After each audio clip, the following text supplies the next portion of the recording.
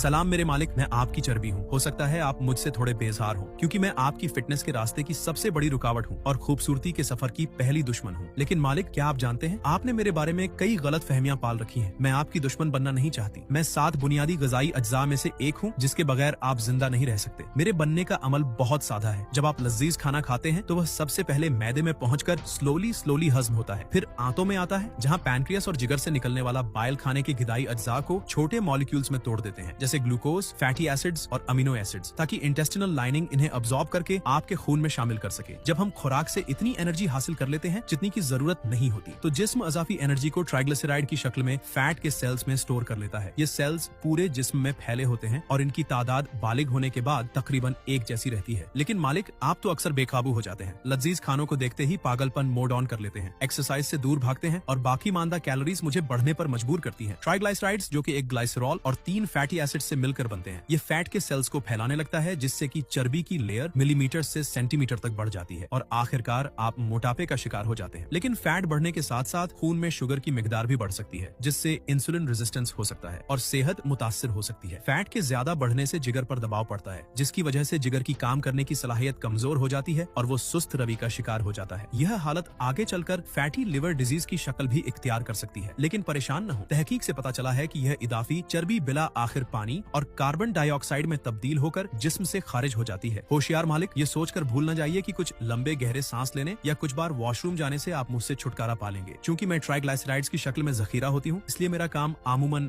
Oxidation के अमल से होता है। बात मुख्तसर के हमेशा हस्बे जरूरत हेल्थी खाना खाएं, एक्सरसाइज को अपना मामूल बनाएं, अपनी रूटीन बेहतर कीजिए और नींद पूरी करें।